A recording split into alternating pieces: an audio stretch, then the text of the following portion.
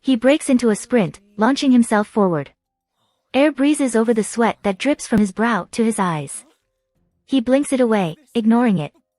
His lungs ache with every breath. His innards twist into knots. He grits his teeth and dispels all his pain. The only thing left in his mind is the world goal. Someone is yelling far in the distance. Their voice draws ever nearer, closing in on Subaru as he runs. With their call as his landmark, as his beacon, he sprints onward, onward. The frantic voice draws him in. Heedless of the white light swamping his vision, he runs. Goal, in fact. The second he crosses the finish line clumsily drawn underfoot, the sky and the earth swap places. Small weeds poke into the crown of his head, and Subaru instantly puts his hand to the ground for a forward roll. The habitual action kills his momentum, and with 2 more unneeded rolls, he lands sprawled out on the ground. Subaru, Baja. Ugh. Everything hurts. Everything stings. But it's over. I did it. Breathing breath after ragged breath, he still finds it in him to shout. He complains as he does to invigorate his faltering heart. He mustn't feel that his fatigue is simply wear, or that his effort is simply exertion. He must remember that this is not the end, and there is still more to come. Every time he tries to dictate where the finish line is, to give himself that satisfaction, Subaru puts his hand to his chest and thinks of that night. Good job, Subaru, I suppose. A small silhouette enters Subaru's view from above.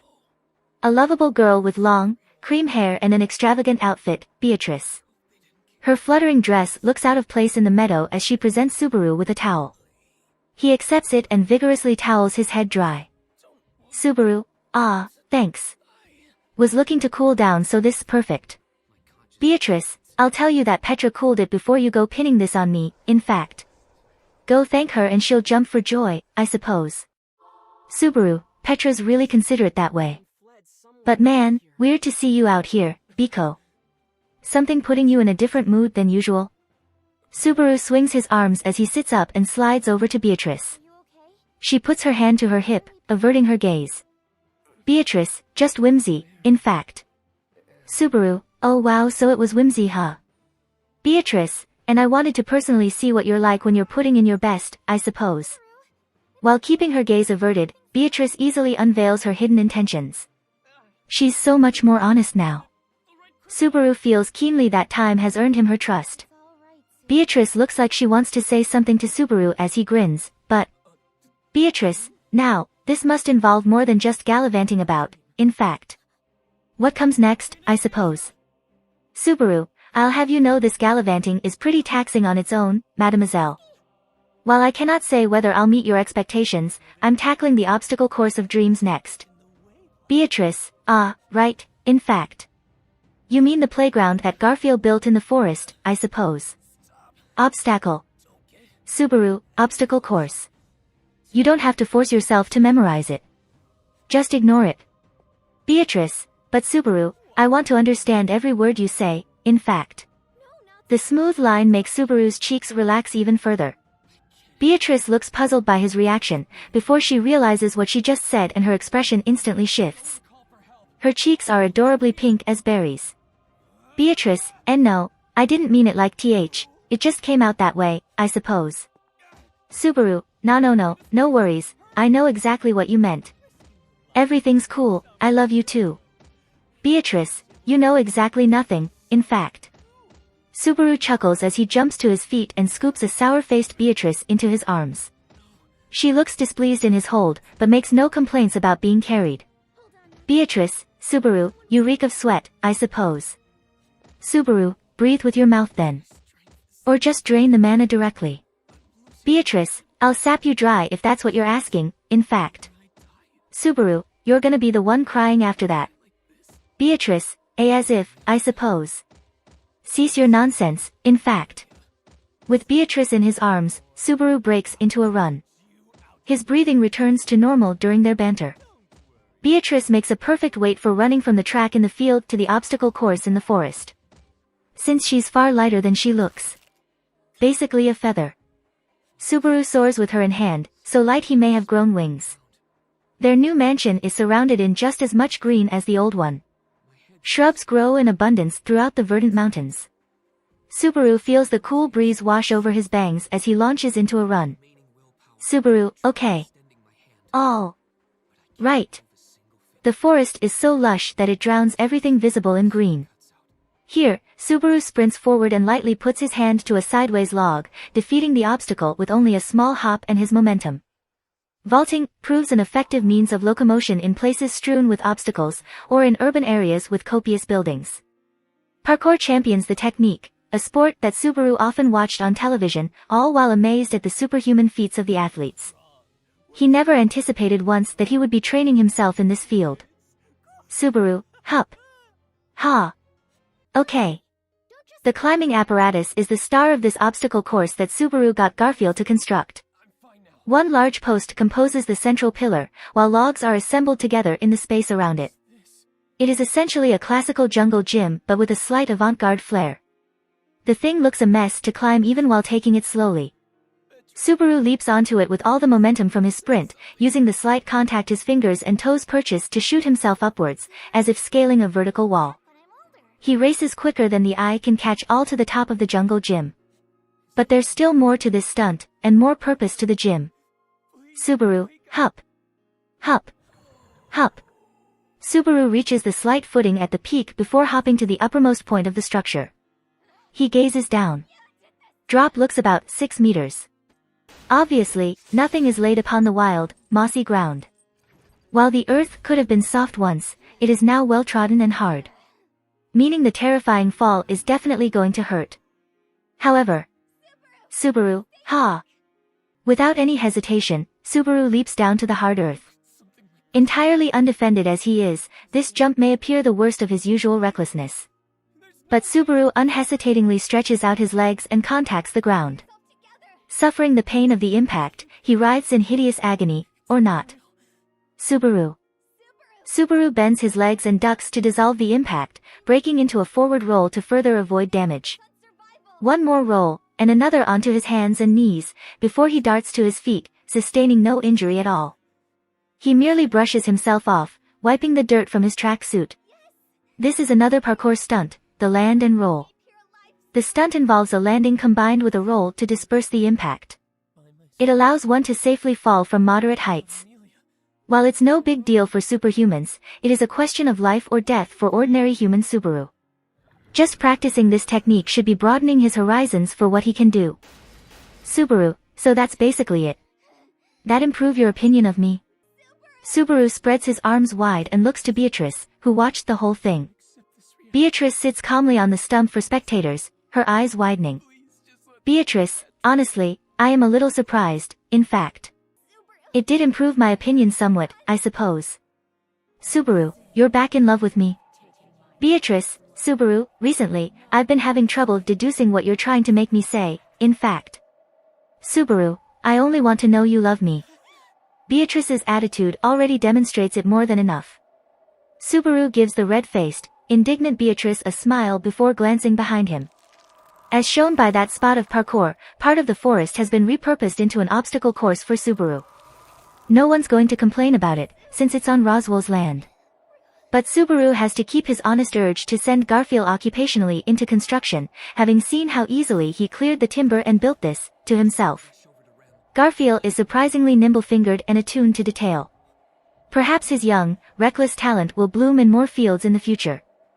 Subaru, anyway, guess we're calling it here for today. Beatrice, Hua, I suppose. Subaru catches the towel that Beatrice throws to him, and wipes off his sweat as he did in the field. Then he stretches his legs, waist, so on. The old world already drove the importance of limbering up into him, but now that he's seriously exercising his body, he truly does feel the effects. He can't do the splits, but he has grown more flexible. He puts his foot to a nearby tree trunk and stretches his body out. When he seats himself and spreads his legs, Beatrice walks over behind him and presses him down, letting him fall forward. Subaru, done stretching. Alrighty, let's get ourselves back to the mansion and blob out. Beatrice, indeed, in fact. That comment would have earned him an insult before, but Beatrice accepts it without argument. She is both accustomed to how Subaru handles her, and to responding to it. Beatrice reaches out for him. Subaru accepts, and hand in hand, they exit the forest. Subaru, Biko, are you holding back on the mana drain? It feels like you're taking less than usual. Beatrice, I'm at least considerate enough to take care when you're exhausted, I suppose. Subaru, my, how incredibly your opinions changed in just these 2 short hours. But we don't want you to suffer from this, go back to the usual. Subaru smiles wryly at Beatrice as he lifts their linked hands. She glances aside at him and sighs. Instantly, the usual sensation hits. Beatrice is directly entering the interior of Subaru's closed gate. This is the back door dedicated to extracting mana from Subaru, without passing through the gateway. Only she can use this back door, and it is Subaru's lifeline. Subaru's abused gate has completely stopped functioning. But the loss of his gate does not stop his OD from generating slight amounts of mana. Actually, it is proceeding to generate more and more mana despite the lack of an outlet. If left like this, the mana inside Subaru will frenzy, and he'll pop like an overinflated frog, is how he understands it. But leaving aside whether he'll actually explode, Beatrice tells him it's dangerous. Since the mana exchange required to preserve their contract simultaneously resolves the issue, Subaru and Beatrice absolutely must have physical contact at least once daily.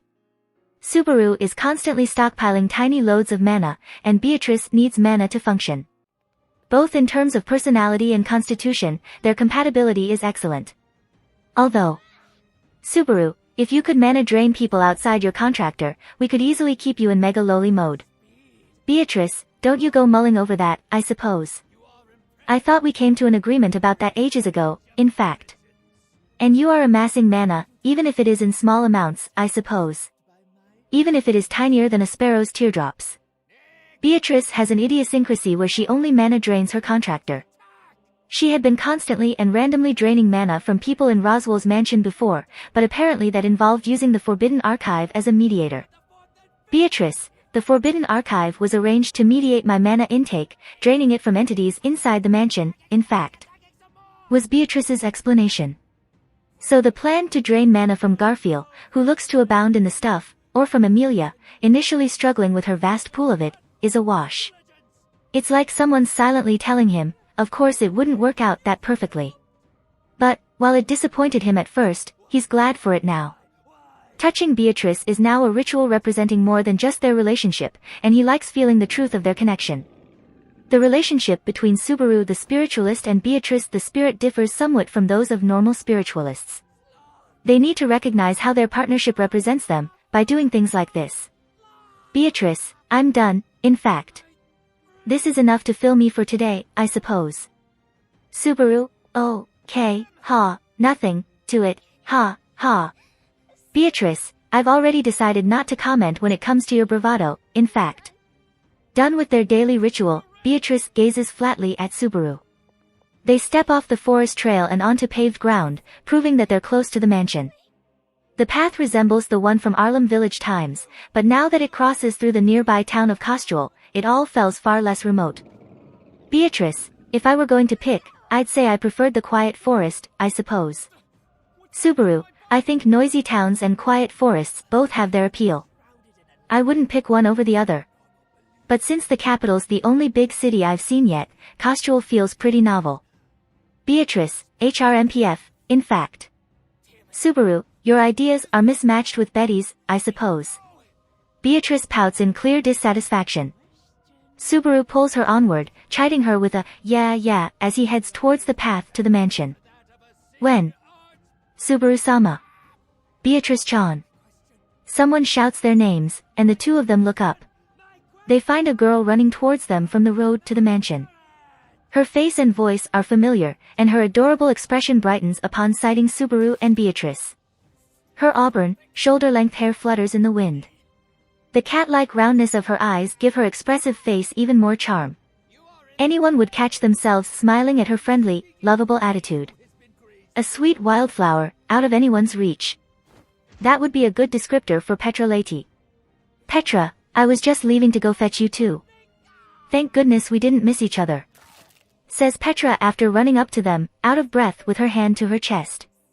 Subaru gives Petra, who had grown to his chest, a pat on the head in response. Subaru, what's the rush? We weren't gonna escape. Did you just get those baked tarts at the perfect temperature for us or something? Beatrice, then it's sensible that she would make haste, in fact. Since it's incredibly important, I suppose. Petra, no. That's so not it. You guys are being jerks.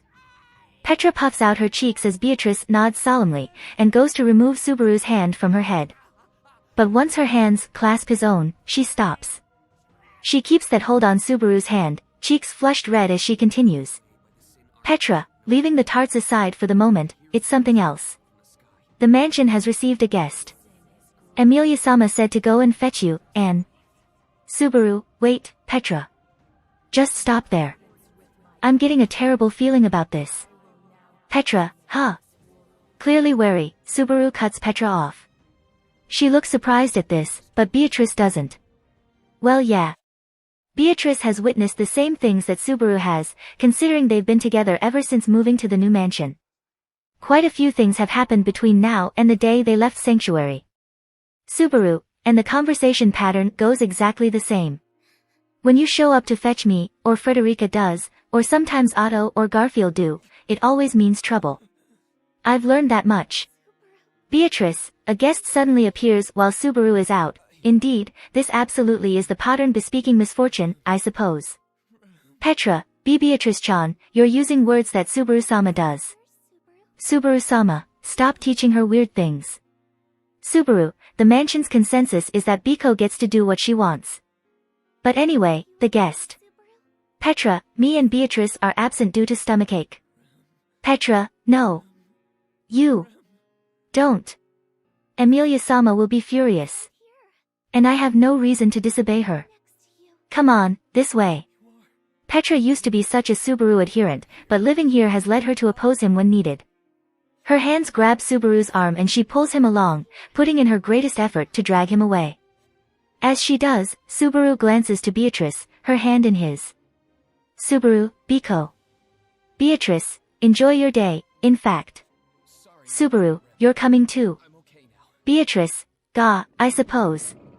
It starts as a plea for help, and instantly transforms into embroilment. Beatrice quickly attempts to shake him off, but Subaru keeps a tight grip on her left hand. And her right hand is restrained by Petra, leaving her doubly without an escape.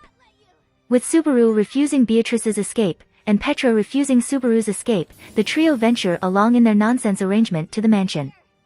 Subaru, I know it's too late to kick the visitor out, but that just makes me wish we'd been told sooner. Petra, you mean, to have a messenger on messengers? But then we won't know far we need to go out to anticipate them beforehand. That much is clear. Subaru, I'm just saying it'd be nice for everyone's mental health and relations if we did something about that. Anyway, do you know who today's visitor is, Petra? The one receiving the guest is going to be Petra, Frederica, or Ram. One of the three. Since Petra is out here fetching Subaru, one of the other two will be dealing with the guest. Petra, well, not really. Subaru, you don't know. Maybe you didn't see their crest, but you'd have to be seen the messenger. And even if you didn't, I'm sure they would have told you something when they told you to fetch us. Petra, they were in an incredible rush, saying that the guest was extremely important. But they didn't look important. Subaru, you can't judge much off of people's appearances. Sometimes you get little girls with powerful drills who also command dark powers. Though they may seem a mere dress-wearing lowly, in truth they preside over. Beatrice, shut it, I suppose. Beatrice is the one calling off the jokes, leaving Subaru silent. Petra looks at the silenced Subaru, still worried. Petra, I don't judge people based on their appearances anymore either. Subaru, that's good, Petra. Dunno what happened to change it, but it was important you did. Petra, I thought the new nasty-eyed chores man who came to the village was a weirdo, but he really wasn't. Subaru, it boomeranged. Stricken somewhere that he didn't expect, Subaru tilts his head at Petra. Never mind her first impressions of him, the stuff she mentioned earlier is important. Petra doesn't judge people by their appearance, but she still thought this visitor was odd. Subaru, so what are they like? Petra, I guess, a kitty. Subaru, a kitty. The image of a gray cat spirit, long tail wagging, comes to mind at the word kitty. Subaru's feelings for him are complex, and there are things they must talk about upon his eventual return. Subaru, gotta ask him for his daughter. Beatrice, I thought of Bubby too, but Petra's surely seen him before, I suppose. So it can't be him, in fact.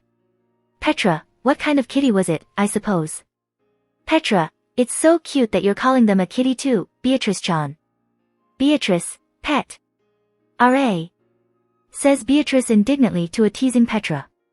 Petra gives an easy, sorry, and looks up in thought. Petra, I guess they weren't really a kitty. I haven't really seen one before, but I suppose they were a catfolk demi-human. I always think of Big Bro Garfield when I think of demi-humans though. Subaru, Garf's mixed race, and he doesn't have any blatantly obvious demi-human traits. Best you can manage on closer inspection is how intense his eyes are. And I guess you could mention his sharp canines. According to Garfield, his canines will always keep growing, much like a rodent's incisors, and he needs to chew on hard objects to maintain their length and sharpness. It's not uncommon for Ram or Frederica to flip out at him after catching him chewing on the mansion's banisters. Subaru, so a demi-human who looks demi-human has arrived. If they're catfolk then they're probably a beast man, and I do know a couple of those. It's a given in the capital, but Kostual also has many beastfolk demi-humans. A long period of time has dissolved the discrimination against demi-humans in the domain of Roswell the demi-human fancier, making this area a nicer region for demi-humans to live in, or so says the local bunny-eared bartender. But Petra, who spends her time working in the mansion and goes to Arlem Village rather than Kostual on her days off, naturally is less familiar with them. Petra, I get it. Could you show me around Kostual on my next day off, then? Subaru, yeah, sure. I'm sure you'll get to go there for shopping and stuff too, and you want to be making as many friends as you can. Subaru gives that poorly thought promise, and Petra pumps her fist. Beatrice only sighs and smiles wryly at Subaru. Subaru, and we're here. Back at our beloved abode. The gates come into view during their conversation, and Subaru lifts his hands, linked as they are with the girls. He ignores their protests as the gesture forces them to stretch, correcting his own posture and looking at the mansion. This is the new mansion replacing the old, burnt one. Its exterior gives the same Western feel that the previous did, and is similarly designed. There is space between the front gates and the doorway, with garden lawns flanking the gravel path. On the right side is a fountain, while the left continues into a path to the side end of the mansion, where carriages are parked, that has stables for earth dragons. The fountain comes with an installation of colorful flowers, and at a fixed time daily, it sprinkles them with water. One section of the flower bed holds Subaru and Petra's vegetable garden, letting them harvest fresh vegetables in season. It's quite well praised when the crop is bountiful. The group pass through the front garden and the gravel path, leading them to large double doors. The knocker shares the shape of the Mathers family crest, using the raptor motif, which indeed makes this feel like the primary estate of the Mathers. Subaru, I noticed an unfamiliar carriage over by the stables. Guess it's the visitors. Petra, the carriage is a dragon carriage, but it wasn't being pulled by anything like Patrash-chan. It wasn't a dragon, it was more like a big dog. Subaru, pulled by a big dog, actually, maybe it's. Thinking back on his internal bestiary, Subaru gets a clue of the visitor's identity. But before he can reach a definite answer, the solution ends up finding him. Which is to say. Oh. Hello mister, it's been Furi Vivir. Have you been well? A stupidly cheerful, high-pitched voice comes hurtling at Subaru, startling him as he opens the door. Petra gives a wry smile, and Beatrice squeezes Subaru's hand slightly. With these reactions in the corner of his eye, he looks ahead at the figure bounding toward him. They are small. They are shorter than Petra, but a little taller than Beatrice. Meaning that they're a child's height, but this may be as tall as she'll ever get. Her body is covered in short, orange fur, and her alert cat ears are adorable. Her eyes abound with curiosity and her loud mouth is curved mischievously. Her long, orange braid is very feminine, and her perfectly fit white robe makes her all the more cute. She's effectively a bipedal kitten, and in some sense, a cat lover's dream. A catfolk, and one who Subaru knows. Subaru, Mimi. It's been ages. You're as full of energy as always. Mimi, Shem. Yup. I'm super duper full of energy. You get it, mister. And I even grew bigger and now I'm an adult. Mimi puts her hand to her hip, smirking boastfully as her tail sways to and fro. She just looks like a lively, energetic girl, but actually she is a vice chair of the Beastman mercenary company Iron Fang, with considerable fighting prowess and many other surprises.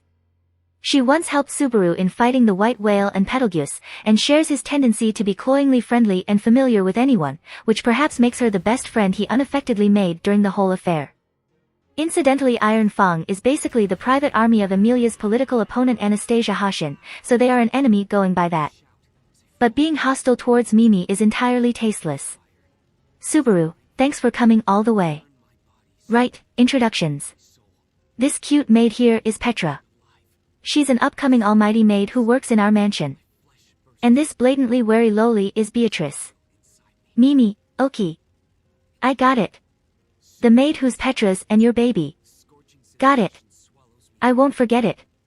Beatrice, I feel she's remembering me by hideously improper means, in fact. Beatrice is trembling, hiding behind Subaru's back. It seems she's scared of Mimi and how unforgivingly forward she is. Mimi mercilessly dives into her. Mimi, what? You'll never be big like me if you shrink up like that. Come on, get out here, out you get. Beatrice, no, stop, I suppose. Betty doesn't mind being small, and you're too small to be saying this anyway, in fact. Mimi, listen to the rookie. I'm huge inside, so my outside's gonna catch up to me before long. The boss said so. Beatrice, it's nonsense, I suppose. Mimi pulls Beatrice to the front, manhandling her entirely. Beatrice looks to Subaru for rescue, but he enjoys watching her being people-shy while also making friends, and simply watches over her with a fatherly look. Petra, Subaru-sama. Beatrice-chan is looking to you in sheer terror. Subaru, people mature by battling their weaknesses. Biko is a little too averse to new things, so it's best she start developing that challenger's mentality now. Let us watch her in silence, Mom.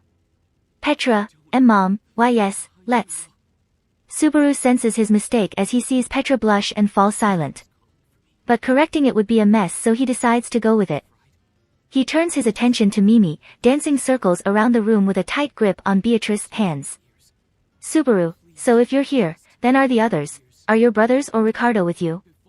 Also, I'd really rather goddamn Julius not show up without booking in first. Anastasia's knight, Julius Jaculius, has a very complicated relationship with Subaru. Subaru doubts he can be sincere with him even when seeing him face to face. Subaru knows he has some trouble dealing with Anastasia, but she's still preferable to Julius. But Mimi casts aside Subaru's worries with a shake of her head. Mimi, nope. Not Hitaro or Taivi or the boss or Julius or my lady are here. It's just me. I'm here all on my own. Subaru, that's impressive and all, but, what are you here for, then? Mimi, oh right. Mimi tilts her head, before pouncing onto Beatrice. Heedless of Beatrice as she hurries to support her, Mimi gives a sunny smile. Mimi, I'm inviting you to a party. My lady said let's all hang out. So here I am to invite you. I'm super excited. Super excited. Subaru tilts his head, Mimi merrily waving her arms as she takes the lead. Party is a pretty extravagant word, and it's coming out of nowhere. Subaru, a party invite, from Anastasia-san. But that's still like, what happened? Is there something to celebrate? Mimi, celebrate? Celebrity?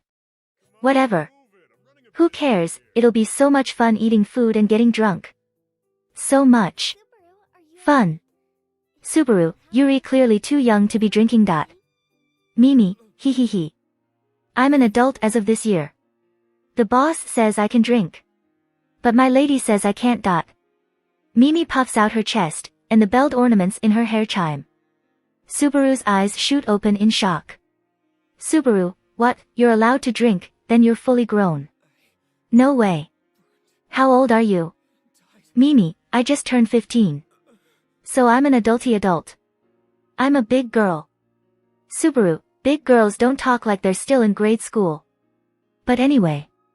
Having regained some composure, Subaru puts his hand to his chest as he recognizes the differences in adulthood between this world and the old one.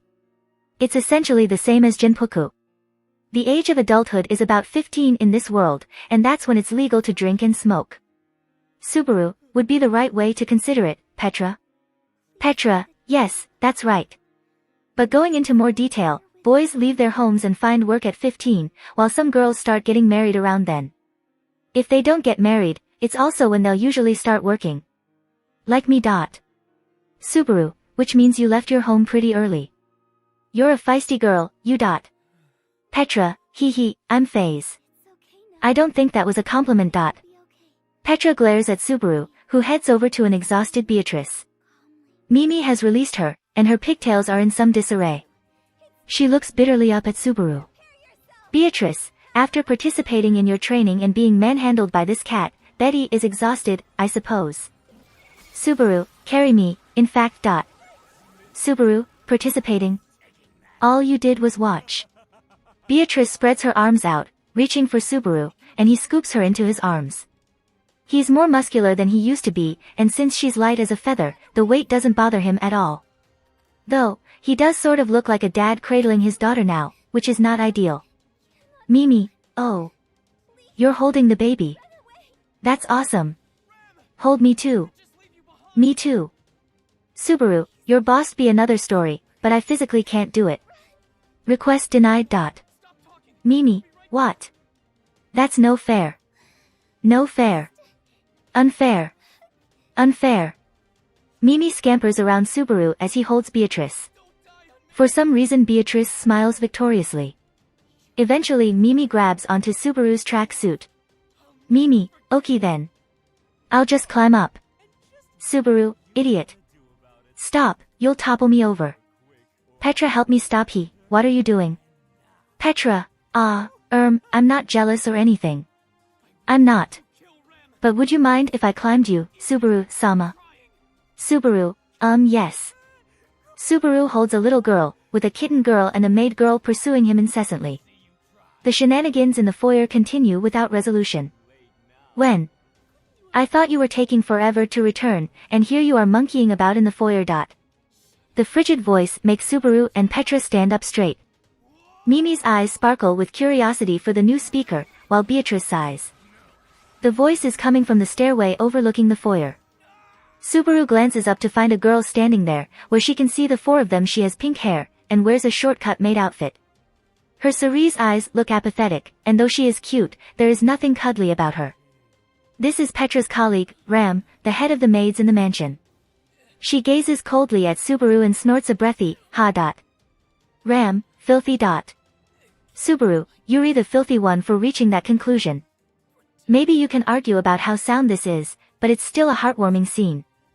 Ram, you always bend reality to suit your purposes. But, Barusu, you mustn't forget. I judge only by what I've seen. Subaru, maybe you could take off your weird filter before you start looking, please. Ram glances at him disinterestedly, apparently unwilling to hear him out. She ignores the stunned Subaru and looks over at Petra, who instantly starts to quake. Ram, Petra. I told you to drag Barusu here by the neck if you had to. Would you like to explain why you are playing with him in the foyer? Petra, I'm sorry, Sister Ram. Ram, it seems you weren't listening, Petra. I believe I asked, why are you dawdling here in the foyer? Subaru, stop acting like the sister from hell. It was just me screwing around. Petra's not to blame. Ram, of course she's to blame. I'll pummel you, Barusu. Subaru, she's only a little to blame.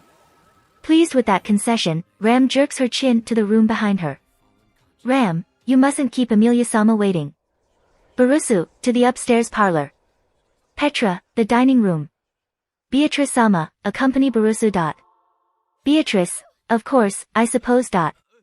Mimi, what about me? Come on, what about me?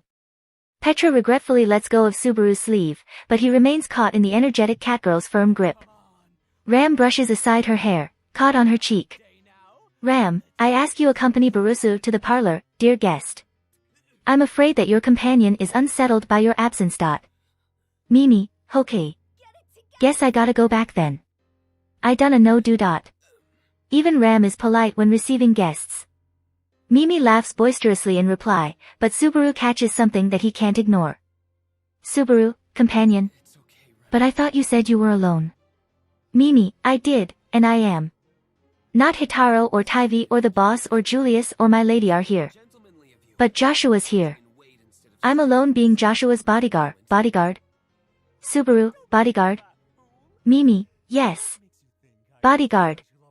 Mimi puffs out her chest, smirking. Subaru pats her head before looking back up at Ram. Subaru, I'm sorry. I was so sure it was only Mimi. I didn't realize I was making someone wait. Ram, so it seems. It's fine, but do hurry. Emilia-sama's patience will tire before long. Subaru, can't have that. Okay, see you later Petra. Let's go, Mimi. Mimi, who? Who is this mysterious Joshua? He must be someone from Anastasia's faction who Subaru doesn't know. If they're sending him as a messenger, and appointing Mimi as his bodyguard, he must have suitable rank. He could have an important post if Mimi refers to him without an honorific, but then again considering how indiscriminately friendly Mimi is, it doesn't exactly indicate much. Petra, I'll bake the tarts once everything has settled down. You will taste them, won't you, Subaru-sama? Whispers Petra before darting out of the scene. Frederica must be waiting for her in the dining room.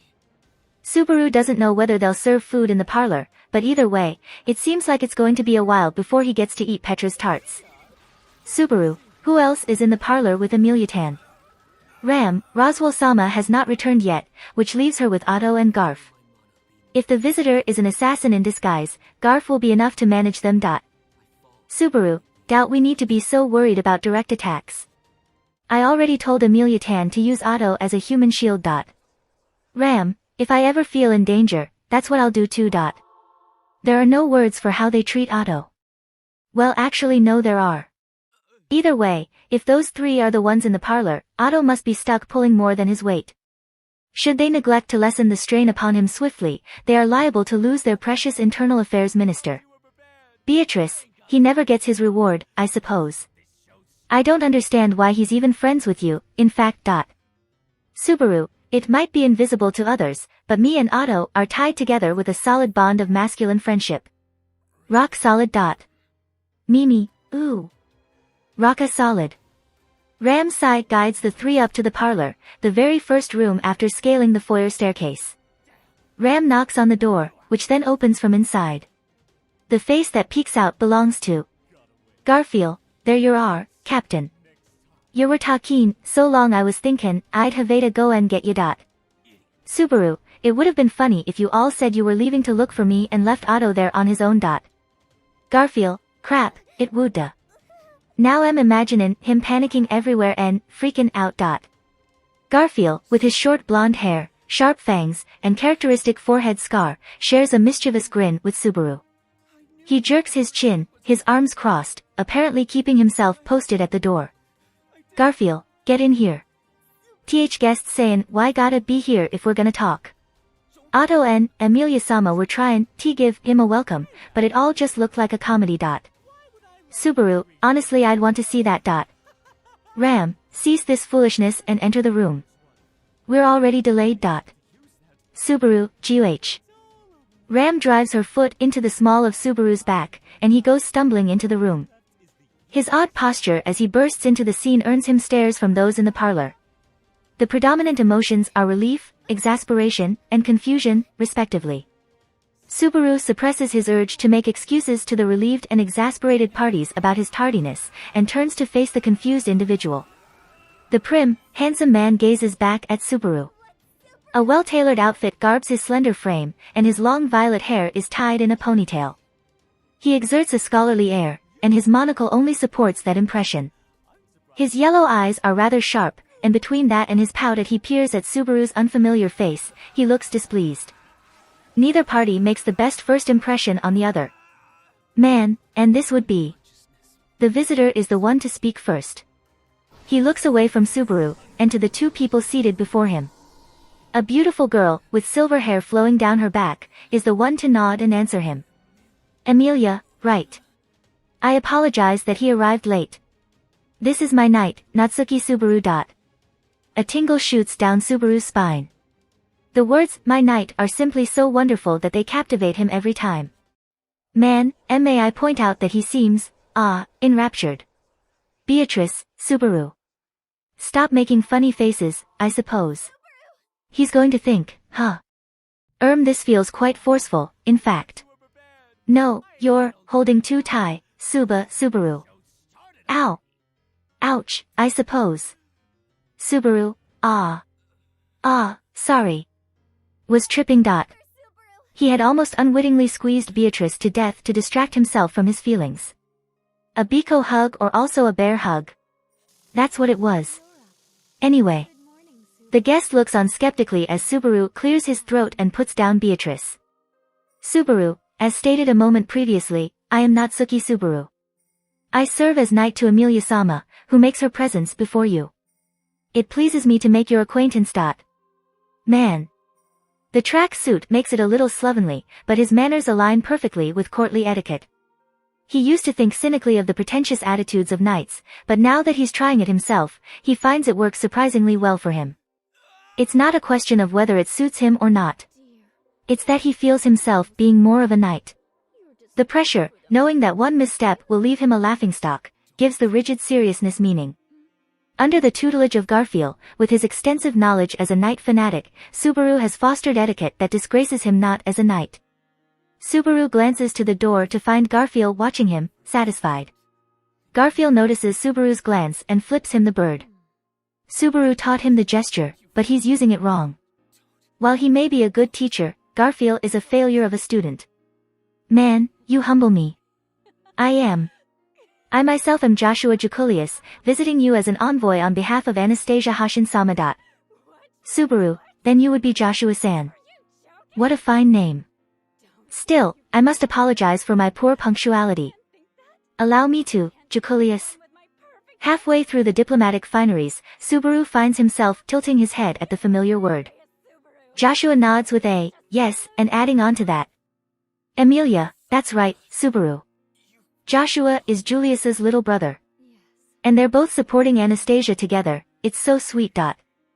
Laughs the girl, her chaste demeanor gone, and her speech far more casual.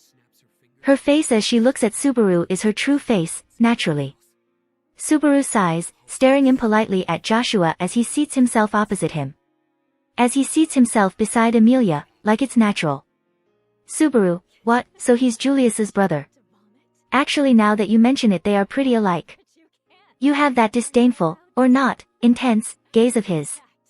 Or that mocking, or not, elegant, smile of his. Or that hellish, or not, pretty, hair color of his. Otto, if you need force it every time then would you care to refrain from commenting? Says Otto, unable to hide his sweat. He's the head minister of the Emilia faction's internal affairs, or more rather he's the only one capable of being said minister so that's why he has the title. But diplomacy terrifies him immensely. Subaru, did you lose weight? Otto, life here is simply too exhilarating, yes. When things in this exact vein keep happening in constant succession, the mental fatigue leaves me too exhausted to exercise, and thus skeletal. Skeletal. Mimi, skeletal. Skeletal. Cheers Mimi, unintentionally aggravating Otto further. It looks like the only thing keeping Otto quiet is the fact that Mimi is the guest's companion. She disregards him entirely as she scampers over and leaps onto the seat, beside Joshua. Beatrice also looks at the seats. But Subaru, Emilia, and Otto are fully occupying the seat opposite Joshua and Mimi. They could scooch together to open room for Beatrice, but it would look lame. And so Beatrice promptly seats herself on Subaru's lap. Subaru naturally loops his hands around Beatrice's waist, making sure she won't fall. Subaru, now, finally getting to the main topic. Joshua, please wait. Who is this girl? And Joshua winds up too flustered to talk. He points at Beatrice, sitting on Subaru's lap, and leans forward so forcefully that his monocle slips. Apparently he lacks Julius's composure. Subaru decides that he prefers this to Julius, while Mimi instead speaks up. Mimi, geez, you're so behind, Joshua. This is Biko, she's Subaru's baby. It's so obvious. And beside him's the mommy, and beside her's the housekeeper. Otto, honestly I am far too unconfident about what my current standing is to be hearing that I'm the housekeeper so would you please care to stop? Mimi, Housekeeper. Housekeeper. Wow. It's like a witch beast name. Otto's pleas are entirely ineffective on Mimi, the embodiment of dumb innocence. Nobody bothers to react to Otto, who slumps his shoulders. Subaru puts his hand on Beatrice's head. Subaru, sorry for not introducing her. We're just so used to sitting like this that I completely forgot to explain. Emilia, Otto-kun forgot to mention it too. And it caught me unawares as well. Subaru, who says caught me unawares anymore? It's Emilia's usual phrasing, but Subaru agrees with the sentiment. And Otto must be getting so accustomed to this life that he's forgetting to interject with common sense. It's a good problem to have. Subaru, this is Beatrice. Mimi's right, she's the child of myself and Emilia-sama. Joshua, what? Joshua, aghast. Emilia, geez. No, she's not, Subaru. Look at how you shocked Joshua. I know we kissed, but you can't make babies by kissing. I've been studying. Subaru, sorry, Emilia-tan. I think some private stuff just got thrown right into the open. It was my bad, so I'll just introduce her normally. Beatrice, this is what you get for using me for tomfoolery, in fact. You best regret it, I suppose. Subaru forces a smile at Emilia and Beatrice. Emilia's misunderstandings about making babies have only been rectified and it comes to making babies by kissing. Subaru couldn't go any further into the topic, and, anticipating the shock the subject would give Emilia, the faction's women decided to wait until she's more mentally mature. Basically everyone is overprotective. Joshua, so, Miss Beatrice's true station would be. Joshua fixes his monocle, overwhelmed with his initiation to Roswell Mansion and its people. But shouldn't the unruliness of everyone here be pretty close to Anastasia's faction, which has Iron Fang? Subaru, I'm sorry that the conversation keeps slipping. Beatrice may look like an ordinary, lovable little girl, but she is actually my contracted spirit. She is a Lolograni. Beatrice, exactly, I'm a spirit, in fact. And I know that you're mocking me with that word Lolograni, I suppose. Beatrice brushes Subaru's hand aside and digs her head into the underside of his chin. She has grown rather proficient in Subaruese, making verbal gaffes generally impermissible. Lolograni is just a combination of granny and lowly, a word that he has already explained to her, so of course she saw through this one. Joshua's reaction to Subaru and Beatrice's heartwarming exchange is extreme. His prudish but charming face falls frigid. Joshua, I see. She's a spirit. Nobody who catches his whisper can decode his sentiment. It's not that he's hiding his emotions. It's the opposite. The emotion is so convoluted and complex that it's impossible to tell what lies at its core. But everyone can see that it was not a very friendly statement. Garfield, hey, guest. You got a problem with our captain having a spirit with him? Garfield has inherited Subaru's old role, which is practicing disrespect to anyone. While everyone else deliberates on how to address the problem, he fearlessly dives right in. Joshua promptly shakes his head. Joshua, no. It's nothing important. It struck me that Natsuki Dano is a spirit knight. As I myself am sure you already know, my brother is a spirit knight. The title is so rare that you could call him the only holder in the nation. Subaru, yeah, I know. When we were fighting the witch cult, he really GHK. Helped me out a lot, so. Otto, are you truly so reluctant to accept that he saved you? No. But thinking back on his battles with Julius makes him feel awkward about what he's saying, and makes the old wounds from his beatdown sting. Beatrice, I heard that there was another knight who uses spirits, in fact. What an odd turn of fate for it to be your brother, I suppose. Joshua, what do you mean by odd turn of fate? Spirit. Beatrice, it's obvious what I mean, in fact. Precursors are destined to be excelled, I suppose. His best place is as an ornament on the glorious road that Subaru and I. Subaru, don't pick fights with people we just met. And I've got nothing on Julius. I'm never gonna beat him in what he does. I don't beat people who are good at puzzles by challenging them to puzzles, I beat them by challenging them to Mario Kart. Subaru muses Beatrice's hair and bows his head to Joshua, while pushing Beatrice's head into a bow as well.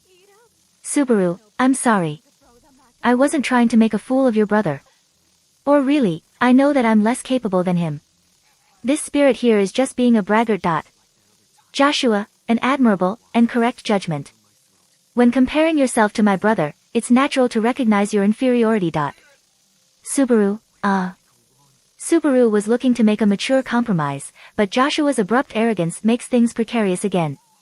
Heedless of Subaru as he furrows his brows in confusion, Joshua catches the light on his monocle. Joshua, yes. My brother is amazing. At the age of 20 is the second most capable of the Imperial Knights, the finest order of Knights of the Kingdom. His service to Anastasia-sama currently distances him from his station as an Imperial Knight, but once her wishes are fulfilled he will be secured a place as head of the Imperial Knights. He has a close, amiable relationship with the Sword Saint Reinhardt, and holds himself impeccably in both public and private contexts. He is strict on himself and others, disciplined, ambitious, always seeking improvement. His beautiful looks enrapture scores of women, and his personality is accordingly excellent. Yes. My brother is amazing. You're nothing compared to him. Subaru, Joshua speaks with passion, his face red as he goes on and on and on. Subaru has no reply, and Beatrice recoils too. Garfield and Otto stay silent, unsure whether this could get deadly, and Mimi is too busy stuffing her cheeks with snacks to help him out of this. There is only one person here who can counter Joshua's screed. Emilia, he. Joshua, you love your brother Julius so much. In this room exists an angel who will take anything positively. Her words make Joshua realize what he just said, and his face reddens in shame rather than excitement. He clears his throat, managing to compose himself. Joshua, and my apologies. I may have fired myself up. I have some difficulty restraining myself when it comes to my family. Emilia, no, it's okay. I want to hear you talk about Julius more. I've only ever seen Julius while in the capital here and there, so there's lots more I want to know about him. Joshua, really? Well, there are several memories of me and him. Subaru, how about we save those for another occasion, and finally get to the point? How does that sound, Otto? Garfield? Both, huh? Subaru cuts in, forcing the other two into the conversation while they pleadingly try to stay out of it. But they do promptly nod in agreement. Joshua then notices that the conversation has strayed incredibly far, and...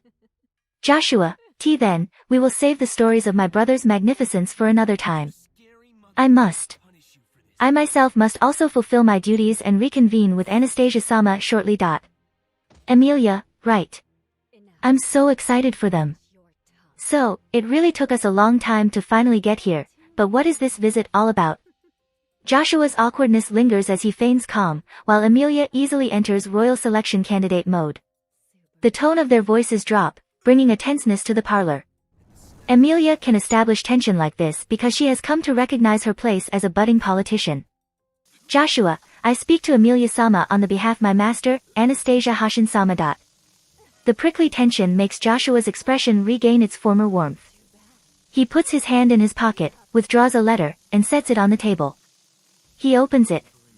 Looks down at the letters and their black ink. Joshua, Anastasia-sama wishes to invite yourself and all of your associates to the city of Pristella. Emilia, an invitation to Pristella City. Pristella is the Watergate city, yes? The big city near the border between the Kingdom of Lugnica and the Kararaji city-states. Joshua, you are correct. Anastasia-sama is presently sojourning there, rather than the capital, and she wishes to invite you. Joshua quietly lowers his head. Emilia looks away from him and glances to Subaru. Obviously, this gaze means, what are your thoughts? Subaru feels similarly to Emilia about the whole thing.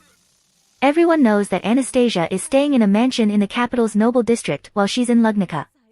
When Mimi mentioned an invitation to a party, Subaru was certain it would be to that mansion. Joshua, Pristella is a scenic place. The city is distinctive in itself, and makes for a popular tourist destination. Anastasia-sama finds herself delighted and at ease there. Subaru, it'd be great if you were just showing us a nice place, but, you're not, are you? Emilia and Anastasia aren't friends. If Subaru remembers this right, then Anastasia was particularly harsh on Emilia during the dialogues in the palace. The candidates most unsparing toward Amelia were her and Priscilla. Crush is simply not racist, and Felt is in Amelia's debt. So, while Anastasia did help during the White Whale and Witch Cult fights, Subaru's personal opinion of Anastasia is not very good. So he doubts that this invitation is anything so kind-spirited. As if supporting Subaru's doubts, a grin etches itself over Joshua's face. And Joshua, Anastasia-sama invites you out of her beneficence. She has noticed the valuable object you are searching for in Pristella. Amelia, what I'm searching for? The instant that Amelia shows her interest, Otto's expression screams, he got her. This tells Subaru that Joshua snatched away predominance before they could stop it, but he still cannot see the crux of this deal. In that delay, the opponent takes full control of the conversation. Grinning, Joshua speaks on. Joshua, in Pristella City there is a shop selling spellstones, in which slumbers the high-grade colorless stones that you desire. I believe that you are currently seeking an anchor for the Great Spirit. The second that Joshua gains dominance, the Amelia faction are fated to leave for Pristella. Amelia, it wasn't fair to Otto-kun that we decided so much on our own. After speaking with Joshua and returning to her room, Amelia speaks as she offers Subaru a seat. Subaru seats himself there and chuckles. Subaru, leaving Otto's panic aside as a legend for future generations, I basically always support your ideas, Amelia-tan. But if I'm gonna mention something to be worried about, it'd have to be the fact that they're ready and waiting for us. Amelia, I don't think Anastasia would take risks anyway, if she's sending messengers. Mimi-chan may have been there, but Joshua-kun still took control when I tried to take control. Subaru, she recognizes you as an opponent if she's sending her knight's family as her messenger. I always wondered why in Sengoku dramas, when they send important people as messengers, they don't just kill them. But turns out there's all this background stuff. Didn't think I'd be learning that by experience. It's a question of trust between the parties and the people. If the people learn that the rulers acted unjustly, it harms the ruler's standing. And each faction faces too many enemies to be acting disgracefully. Otherwise, since a group faces more clandestine enemies the larger it grows, it's simple logic to be careful when challenging influential people. The meeting with Joshua Juculius is over, and night has fallen upon the new Roswell mansion. Since it would be awful to send them back on the same day they arrived, they offered to let Joshua and Mimi stay the night, and accepted the invitation to Pristella City. Joshua had been rather imposing when discussing the topic, but everyone saw his relief peeking through when their side accepted the invitation. His monocle was likely just a decoration to garner a certain impression from others, the earnest young lad. Subaru, he's way more likable than his brother. Amelia, you are always so insincere about Julius. Do you still have a grudge from that time in the palace? Amelia catches Subaru's mutter, and amusedly pokes fun at him. Just thinking about the affair used to make his face redden in shame, and his stomach burn with indignation. But how about now that some time has passed? Subaru, it's still too vivid for me to laugh and smile about it. I was young back then. And I have reflected on my actions. Wish he'd do the same. Amelia, but I heard you both apologized and made up. It's so uncool to give shallow apologies and keep simmering on the inside. Subaru, MNNGH. But I'm only human. Amelia looks at him reproachfully, but Subaru remains stubborn. Subaru looks away. Amelia frowns at him for a moment, but ultimately can't hold back her grin. Amelia, fine. Subaru, you are just so stubborn. But you're not allowed to fight with Julius if we see him in Pristella. You're a knight now, and knights mustn't misuse their power. Subaru, yeah you've bested me my liege. Subaru covers up his blushing with some jokes and rubs at his upper lip. He gazes absently around Amelia's room, before seeming to remember something. Subaru, oh yeah, Amelia-tan. I don't really know much about Pristella, is it known for anything? Amelia, HMP, you need to study more, Subaru. Pristella is one of the 5 main cities of Lugnica, on the Tigressy River that marks the border with Kararaji. It's famous for being built right on a huge lake, with canals flowing through the city. Subaru, okay, so leaving aside that that's all second-hand information, it's a floating city. Well, you have Venice, so may as well be possible here too. Venice springs to mind when it comes to aquatic cities. The town is surrounded by water on all sides, with lakes winding nonchalantly through the stone cityscape. It's one of those romantic places that everyone visits at least once, and Subaru regards it as a picturesque spot too. And so that's the impression he gets of Pristella. Amelia, no, Subaru.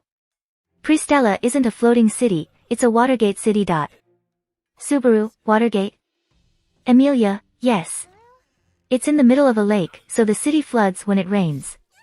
They built huge walls around the city to stop that, and there's gates to regulate the water levels. The gates are so amazing and famous that they don't call it the floating city, they call it the Watergate city. Amelia's explanation flips Subaru's pretty water town into an enclosed watery jail. The concept is all so beautiful, and then they ruin it with these giant walls. Subaru tilts his head, wondering why they built this whole mechanism. Amelia, I think there's lots of theories behind the city's construction. Like, they were testing the limits of their technology, or trying to conquer the floods without relying on magic or the dragon, or trying to trap a powerful, evil witch beast. Subaru, none of them sounds sensible, but they all somehow feel possible, which is how you know humans did it. The average person wouldn't come up with the idea, but the geniuses of humanity are fundamentally liberated from the reins of common sense. And sometimes their ideas get realized. Either way. Subaru, but we still don't know what they're planning. Doubt they're just being nice and directing us to what we're looking for. Amelia, are you sure? Have you ever considered trusting in people more, instead of being so suspicious? Subaru, sorry, but all the candidates have their faults. And I don't trust what they're plotting for a second. Crush herself is trustworthy, but Subaru doesn't know whether she'll stay a demure lady, and he has to keep wary of Felis. That problem is solved if Wilhelm reins Felis in, but the sword demon puts Subaru on edge too. Knowing their circumstances, it's difficult to trust them when they're left to their own devices. Subaru has no idea what Anastasia is thinking, or what drives her. He cannot divine her motives for sending this invitation. Julius may be the knightliest of knights, but Anastasia is ultimately in control. And the business lives of the members of Iron Fang are unrelated to who they are as people. Subaru can't dislike them. Reinhardt and Rom from the Felt faction may merit trust. But Felt's thoughts are unclear to Subaru. So long as she's willing to participate in the selection, Subaru must brace for the tricky, devious girl to be scheming something. If she seriously deploys Reinhardt, and he becomes their enemy, their chances of beating him in combat are a dream within a dream. The Priscilla faction is hardest to read. Subaru cannot trust either of them. Al might also be from Japan, but he is surprisingly loyal to Priscilla. So he will not stand up for Subaru, while Priscilla's capriciousness is already terrifying. She could randomly visit to decapitate him with a smile on her face. That's her breed of absurdity. Even though a year has passed, no candidates know the motives of the others. Subaru needs to probe deeper if he wants to know more than what he learned at the palace. Which is one reason for accepting this invitation. Subaru, honestly I am terrified of being in Anastasia's debt. How did she figure out you were looking for a colorless spellstone anyway? Amelia, Puck showed himself in the palace, so I didn't want anyone to know he's limited. I was trying to be so careful, but you just can't stop people from saying things. Subaru, that's what happens. So even if we get the spellstone, it just means things are back to status quo from the other faction's perspectives. The benefits are in establishing the debt. That said, Puck's return will enhance Amelia's already significant combat strength. But no amount of combat power alone will secure Amelia's win in the selection. It would just make their defeat of the sizable hare more convincing, if anything. The defeat of the sizable hare in Sanctuary. This second achievement of the Amelia faction, unrelated to the defeat of Sloth of the Witch Cult, is unfortunately not recognized by the public. There were no witnesses to the hare's defeat, and it is impossible to retrieve any corpses as proof. They threw the thing into another dimension never to return. It's the truth, but not believable. The Al-Shamak spell that Beatrice used is forgotten in this era, and she lacks the mana to demonstrate the technique again. So while they reported the hare's defeat to the capital, it has yet to be deemed as a legitimate achievement. And if they go into detail, they will have to describe Sanctuary in detail too, and thus reveal that Roswell kept a hidden village in his territory. Ultimately they had to stop pressing the issue. They were told that their claims would gain credibility if the hare remains unseen for the next decade, but by that point it's too late to be a useful achievement. Though it doesn't bother Amelia too much, since it all happened extremely suddenly. Subaru, but it's still annoying. Seriously, how much pain did those fucking rabbits put me through? Emilia, but we really did beat the sizable hare, even if they don't believe us. That scary witch beast won't hurt anyone else anymore. Isn't that enough? Subaru, Emilia-tan, you are way too positive and kind. When you do something righteous, it ought to be acknowledged. Emilia speaks magnanimously, making Subaru recognize how pathetic he is. How nice would it be if he could think the way Emilia does? He will never achieve it. It just irritates him not to get recognition he deserves. Emilia sees Subaru sulking, and her mouth relaxes into a smile. Subaru hasn't noticed that Emilia sometimes gazes at him with this tender look in her eye. Or that her expression during these moments lacks the maternal spark of a mother watching over a child, and is instead something indescribably complex. Emilia, and people already know that you've achieved things, Subaru. It's formally recognized that you fought the white whale and defeated Sloth. Subaru, for those, it really feels like I only got the scraps. People were doing a lot more than me for the white whale, and I just happened to snag the perfect moment at the end. And I didn't have that goal in mind for Sloth. All he was thinking during the Betelgeuse fight was to protect Emilia. Or, no, that's not quite accurate. What Subaru felt back then was both desire to protect Emilia, and hatred for Betelgeuse personally. It's not a question of which is legitimate. Both are, and both desires are Subaru's own. It makes him uncomfortable that a fight which was basically a personal grudge is deemed as being for the sake of the world at large. Emilia, but that's the same for the sizable hare. You defeated two of the witch beasts that had been tormenting the world for 400 years in such a short time span. I know I'm not one to say this, but it's like you're doing so much more than you should. Subaru, yeah. And there I am involved in both. Honestly, I think what I've done's excessive. Let's just hope the last one doesn't show up. Emilia, yes. Subaru trusts in the power of words and prays to never encounter the black snake. But Emilia's response is rather wooden. It's almost as if she has some personal thoughts on the black snake. Emilia, so anyway, about Pristella. But before he can address the shift in her attitude, she changes the topic. Obviously she doesn't want to talk about it. And, having grown somewhat wiser, Subaru decides not to force an explanation out of her. Though sometimes he forgets to pay attention to things like that and acts exactly how he used to. Emilia, we know we're going, but do we really want to go with the same people? I kind of wanted to talk with Roswell about it, too. Subaru, I think we're fine. You're going, so naturally your knight, that is me, and my partner Biko will be coming too. But being serious, we bring Garf for combat and Otto too since he's so insistent to go. I'd really like for Petra or Frederica to come too so all your needs are addressed, but... Emilia, it's too bad. Roswell's busy with the meeting of the Western Lords. We've known forever that Petra needs to join him for her maid training. Though she's so angry about it. Subaru, because she completely hates Roswell after the sanctuary thing. Roswell enjoys it, which keeps Ram quiet, but... Petra is maturing justly and brilliantly as a maid, but her core is still dangerously childish. Her harshness on her master Roswell is particularly striking, and she conceivably would wring the water from her washcloth into his tea. But since Subaru is on Petra's side, he's ready to overlook it even should he hypothetically witness it. Only time will mend broken trust. But it seems that a year was not enough for Petra to start listening to Roswell. Subaru, which means Frederica should go with them as a restraint and a model of proper etiquette, which leaves Ram in the mansion. Hold on, this is dicey. Emilia, really? And we'll be going to the meeting too, so Klein-san will be there. I'm sure he'll be friendly with Petra, so maybe Frederica doesn't need to go. Subaru, Klein-san. I don't really get him. Subaru thinks back on the powerful butler of the Milord Mansion, where the group stayed while their mansion was being prepared. He works with such incredible refinement that the eye can't catch it. It's a mess of a compliment, but it's what describes him. Subaru's training in parkour also began with Klein, who taught him the basics. He coached Subaru, who cannot exceed the physical limits of the ordinary man, when he was trying to figure out how to move without disregarding his boundaries.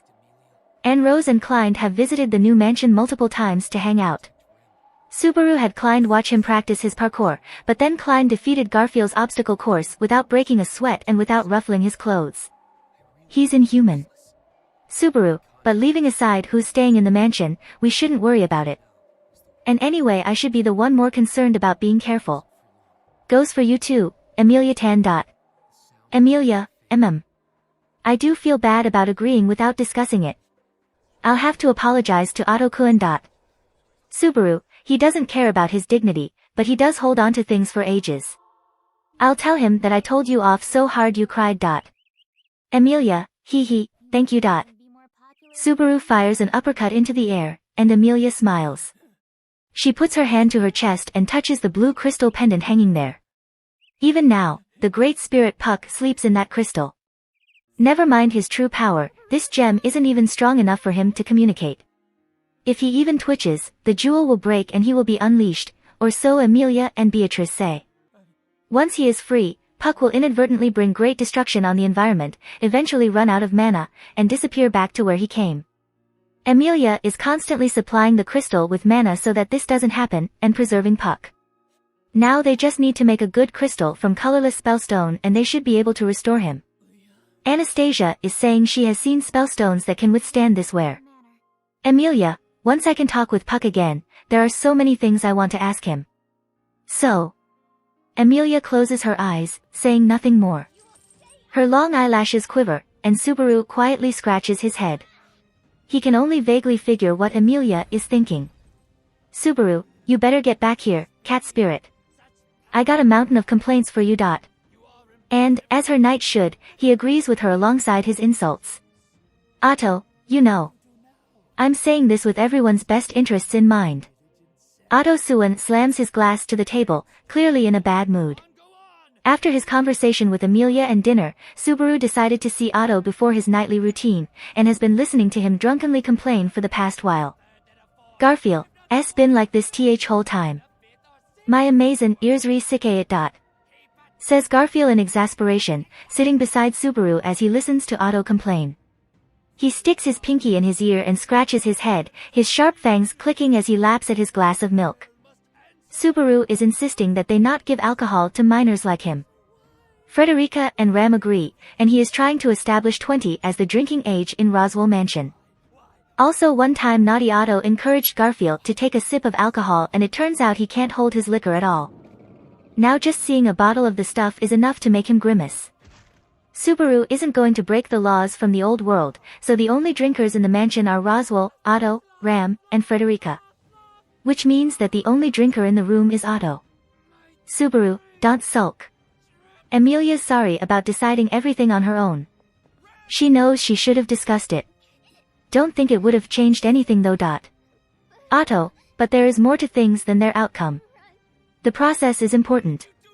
You often get conversations where the conclusion is apparent from the very beginning, but the course you follow to get there is essential. Especially when we're unguardedly accepting their offer, you mustn't play into the opponent's hands. Subaru attempts to smooth things over, but Otto snaps at him. He's completely correct, so Subaru can't rebut him, but... Subaru, what the hell, you sound like an actual internal affairs guy. After how hard you resisted it in the beginning. Guess you weren't so reluctant about it after all. Garfield, we're just acceptin' a damn invitation, it ain't that complicated, Otto. Otto, it's almost invigorating how little you two have changed. Subaru and Garfield dig into Otto in concert and high five. The three friends are around the same age, and often hang out together. It is beautiful how naturally their conversations fall into this exact pattern. Who cares about what Otto thinks? He makes a wonderful internal affairs minister. He was well educated as a merchant's son, learned the ways of the world as a traveling merchant, and he's both smart and calculating.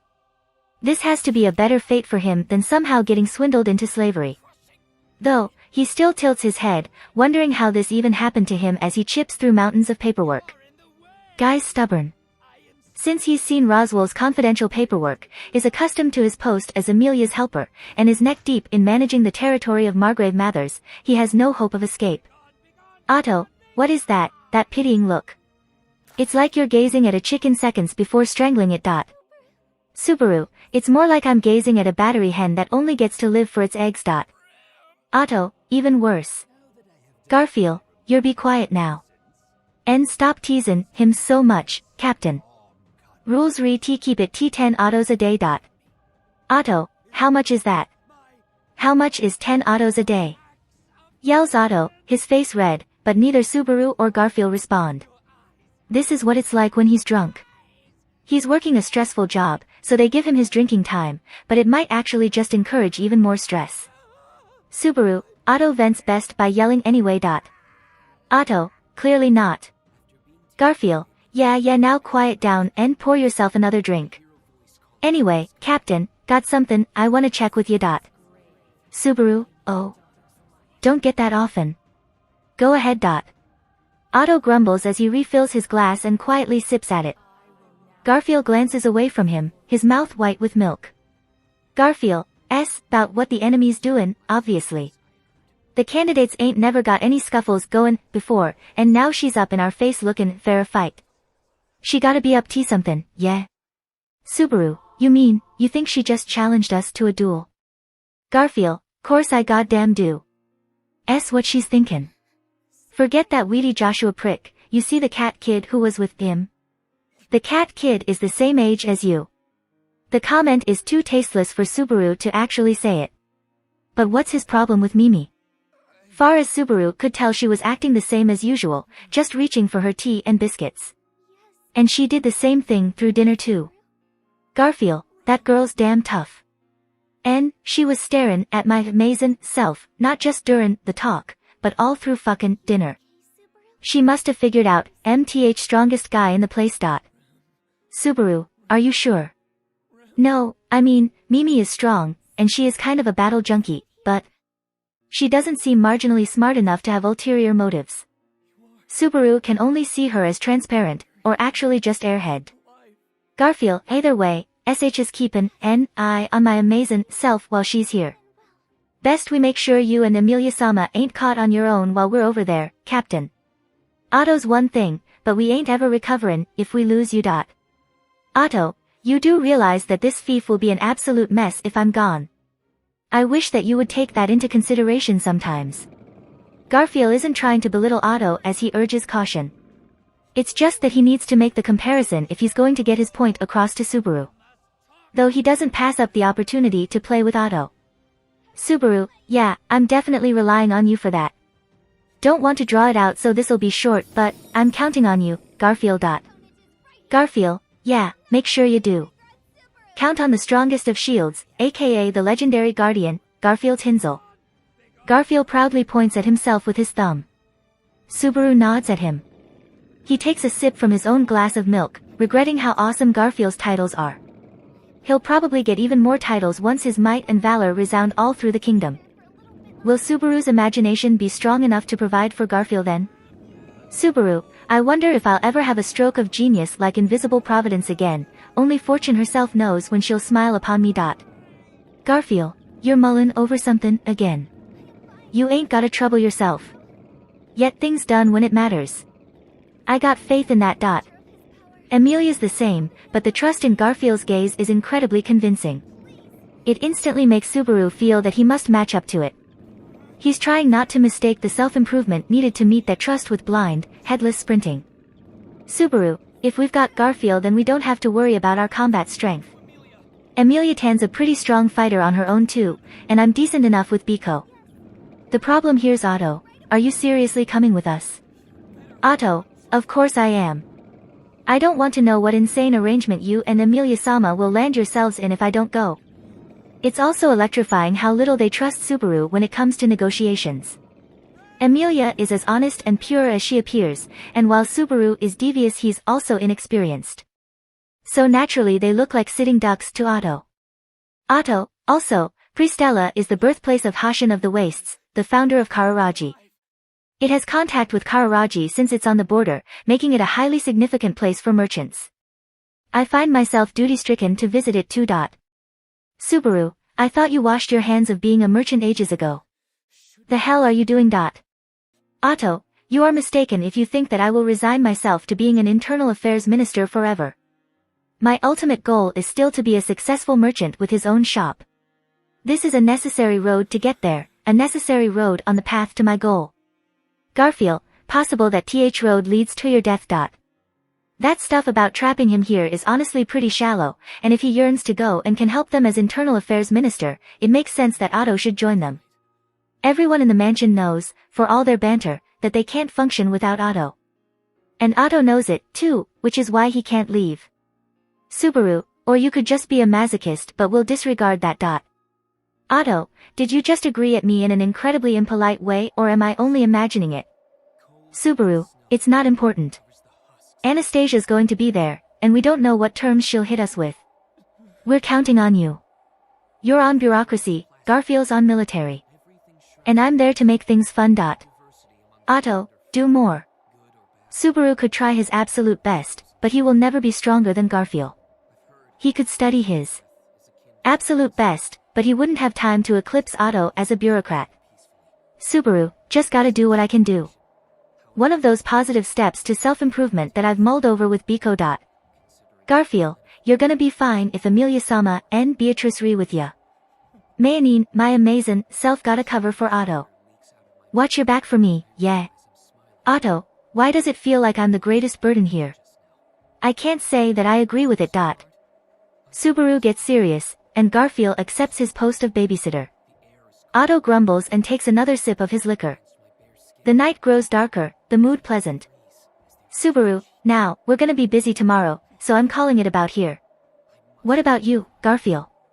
Garfield, I'll stay and drink some more with Otto. Gettin' pretty close to beatin' him at Shatranj. Might pull it off now that he's drunk. Garfield disregards Subaru and grabs a game board and pieces from the back of the room. The game is called Shatranj, with rules similar to shogi or chess.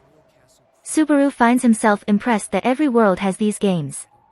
Otto is apparently quite good at them, and though Garfield has been trying his hardest, he has suffered losses upon losses. Also Subaru is outrageously good at Othello, but struggles at shogi and chess. Subaru, don't stay up too late. It'll stunt your growth. Garfield, you're said that before and so that's what I've been doing, but you're sure this fucking works? Don't feel I grew at all this year. Subaru, Frederica absorbed some of the growth so your case is complicated. Garfield, fuck you sis. Roars Garfield, baring his fangs as he slams the Shatranj board on the table. Then he hunches over and starts meticulously arranging the tiny pieces.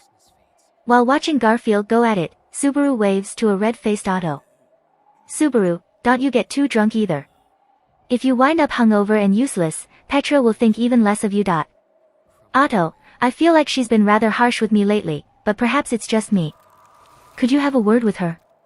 Subaru, you mean tell her to try harder?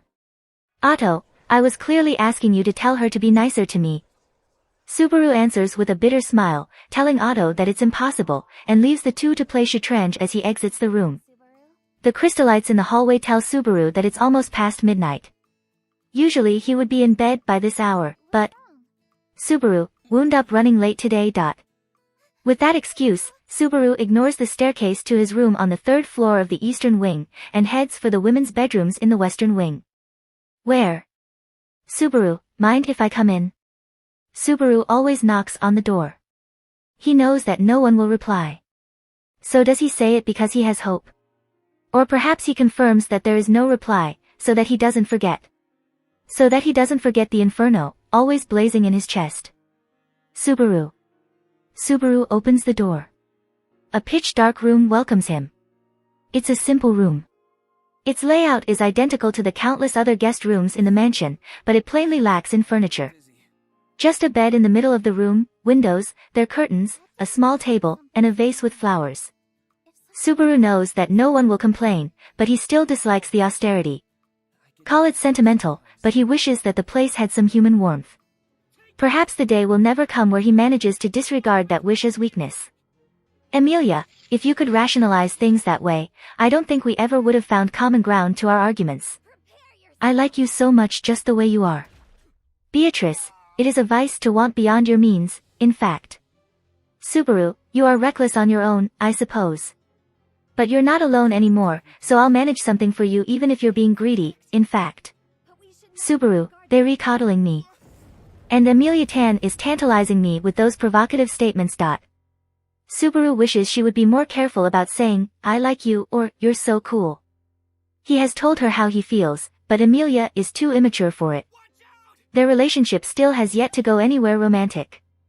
But even supposing it did suddenly go somewhere romantic, Subaru is not mentally ready for it either.